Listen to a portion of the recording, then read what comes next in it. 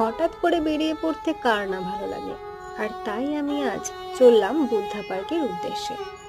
আজকের দিন নিয়ে 3বার আমি বুদ্ধা পার্কে যাচ্ছি ভুবনেশ্বরে আসার পর থেকে। But why 3 times?